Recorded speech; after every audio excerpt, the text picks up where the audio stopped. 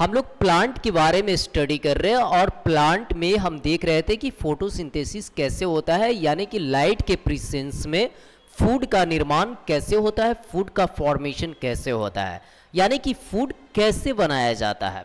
हमने लीफ के अंदर देखा था, हर एक ऑर्गेनल्स को देखा था कि कहाँ पे लीफ के अंदर फोटोसिंथेसिस हो रहा है और कैसे हो रहा है। ठीक है, यहां तक कि हमने लीफ के अंदर जाकर लीफ का क्रॉस सेक्शन लिया था और उसकी स्टडी करी थी कि लीफ में कौन सा पार्ट कहां पे होता है, यानी कि लीफ के अंदर कौन से ऑर्गेनल कहां पे होते हैं और कैसे फंक्शन करता है। यहां तक कि उस क्रॉस सेक्शन के अंदर हमने देखा था स्टोमाटा को, और स्टोमाटा के ऊपर हमने देखा था क्लोरोप्लास्ट को। मेनली स्टोमाटा कैसे गैसियस एक्सचेंज करता है, उसके गैसियस एक्सचेंज को हमने देखा था कि स्टोमाटा किस तरह से गैसियस एक्सचेंज को परफॉर्म कर रहा है। ठीक है, और स्टोमाटा के ऊपर हमने देखा था क्लोरोप्लास्ट को, जो कि सनलाइट को एब्जॉर्ब कर रहा था। तो मेनली क्लोरोप्लास्ट के अंदर भी ऐसे कोई ना कोई ऑर्गेनल्स होंगे, कुछ ना कुछ तो पार्ट्स होगा जो कि सनलाइट को एब्जॉर्ब कर रहा है। तो मेनली हम लोग वही आज देखेंगे। हम लोग आज क्लोरोप्लास्ट का इंटरनल स्ट्रक्चर देखेंगे कि क्लोरोप्लास्ट के अंदर फोटोसिंथेसिस कैसे हो रहा है और क्लोरोप्लास्ट सनलाइट को कैसे एब्जॉर्ब कर रहा है। तो मेनली यहाँ पे मैंने लिख दिया है साइट ऑफ फोटोसिंथेसिस, यानी कि फोटोसिंथेसिस का साइट ऑफ फोटोसिंथेसिस। हमने एक स्ट्रक्चर बनाया और ये स्ट्रक्चर किसका बनाया? क्लोरोप्लास्ट का। मैंने नीचे लिख दिया है figure internal structure of chloroplast, यानी कि इंटरनल स्ट्रक्चर ऑफ क्लोरोप्लास्ट, यानी कि क्लोरोप्लास्ट का इंटरनल स्ट्रक्चर, आंतरिक भाग, उसमें क्या क्या है, कौन कौन से ऑर्गेनल्स है और कैसा स्ट्रक्चर है। ठीक है, तो ये मेनली हमारा क्लोरोप्लास्ट है जो कि स्टोमाटा के ऊपर पाया जाता है और स्टोमाटा लीफ के अंदर पाया जाता है। ठीक है, तो मेनली यहां पे क्लोरोप्लास्ट का स्ट्रक्चर हमने बनाया जो कि बिल्कुल ओवल लाइक स्ट्रक्चर है। ठीक है, बिल्कुल ओवल लाइक स्ट्रक्चर है। हमने सबसे पहले इसमें देखा तो इसमें बहुत सारे ऑर्गेनल्स हमें दिखाई दिए, हमें बहुत सारे ऑर्गेनल्स दिखाई दे रहे थे, लेकिन कुछ समझ में नहीं आ रहा था कि कौन सा पार्ट कहां पे है और किस पार्ट को क्या बोलते हैं, कौन से ऑर्गेनल्स को कौन से पार्ट को क्या बोलते हैं, हम क्या नाम दें। तो हमने स्टडी करना शुरू किया तो हमने देखा कि बीच में एक स्टिक लाइक स्ट्रक्चर है, दिख रहा है बीच में, ये बीच में एक स्टिक लाइक स्ट्रक्चर है। इसको हमने कहा स्टोमा लैमली, इसी का नाम है स्टोमा लैमली। जो बीच में स्टिक लाइक स्ट्रक्चर दिख रहा है, डंडे की तरह स्ट्रक्चर दिख रहा है, इसी को बोलते हैं स्टोमा लैमली। और इसी स्टोमा लैमली से ये जो आपको दिख रहा है गैराना, ये गैराना कनेक्ट होता है। यहां पे कितने गैराना दिख रहा है? 4 गैराना, यानी कि 4 गैराना यहां पे दिख रहा है। मैंने सिर्फ यहां पे 4 गैराना को शो किया है, जबकि बहुत सारे गैराना होते हैं। ठीक है, वो लास्ट में मैं बताऊंगा। फिलहाल यहां पे हमने 4 गैराना को शो किया है। तो मेनली ये सारे गैराना को जोड़ने का काम कौन कर रहा है? स्टोमा लैमली, जो कि एक स्टिक लाइक स्ट्रक्चर है और इस जगह पे प्रेजेंट है गैराना। इसको हमने गैराना इंडिकेट कर दिया, लिख दिया है गैराना। मेनली ये गैराना बनता कैसे है? क्या ये खुद ब खुद गैराना बन जाता है? तो नहीं, गैराना का निर्माण करता है थाइलाकोइड। मेनली थाइलाकोइड क्या है? एक डिस्क लाइक स्ट्रक्चर है, एक डिस्क लाइक स्ट्रक्चर है और बहुत सारे डिस्क लाइक स्ट्रक्चर, यानी कि बहुत सारे गैराना जब आपस में जुड़ जाते हैं तो इस तरह का निर्माण होता है, यानी कि गैराना का निर्माण होता है, यानी कि गैराना को बनाता है। यानी कि एक सिंगल डिस्क है, अगर हम इसको निकाल लेते हैं तो एक सिंगल को क्या बोलते हैं? थाइलाकोइड।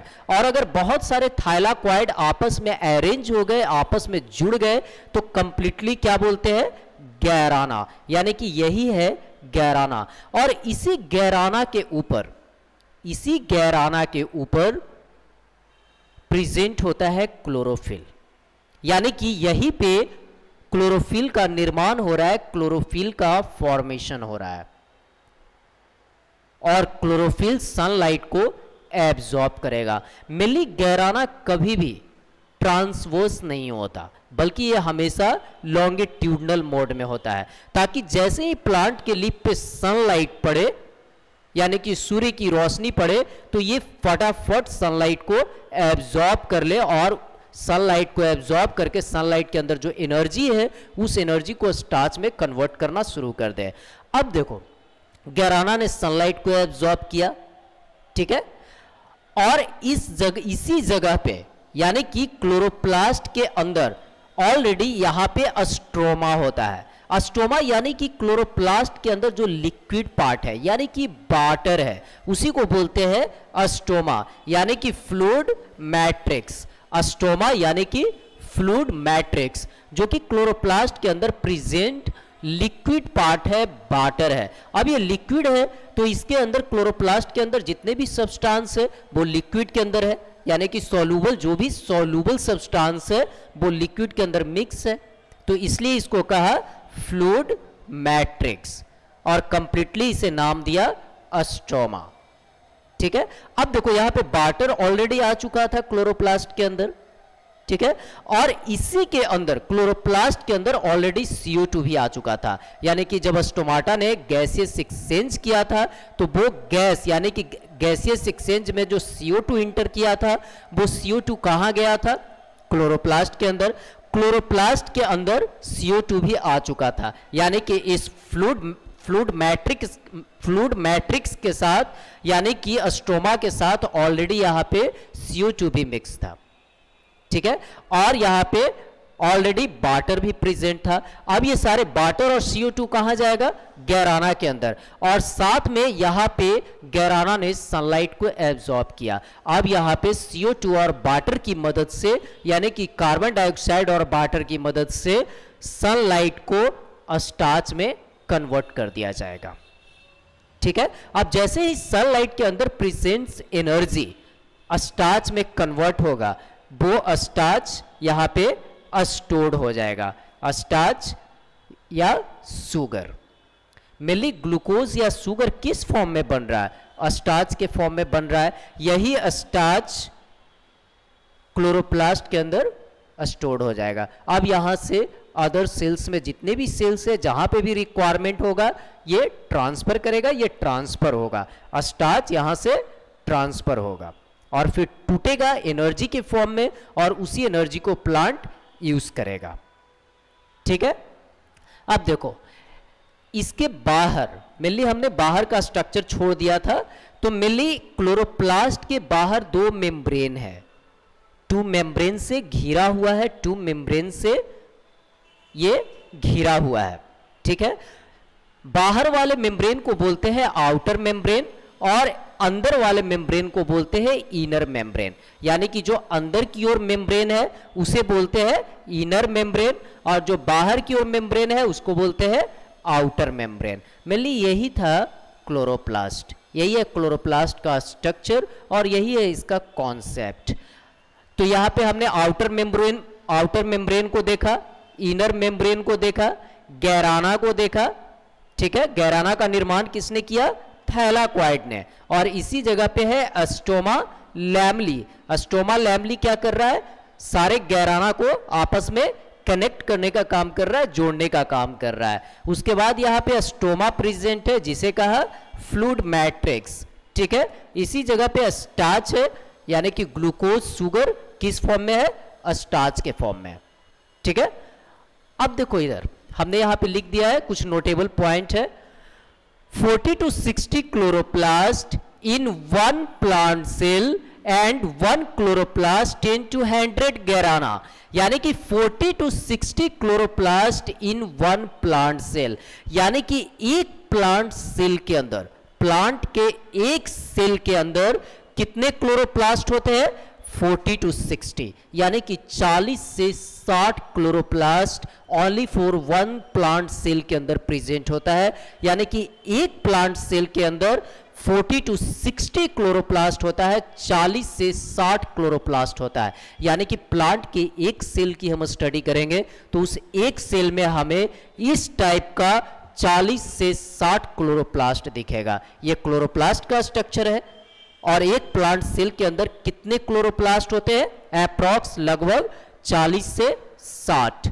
और एक क्लोरोप्लास्ट के अंदर, अगर हम इस क्लोरोप्लास्ट की बात करें तो इस एक क्लोरोप्लास्ट के अंदर 10 to 100 गैराना होता है। गैराना कहां है?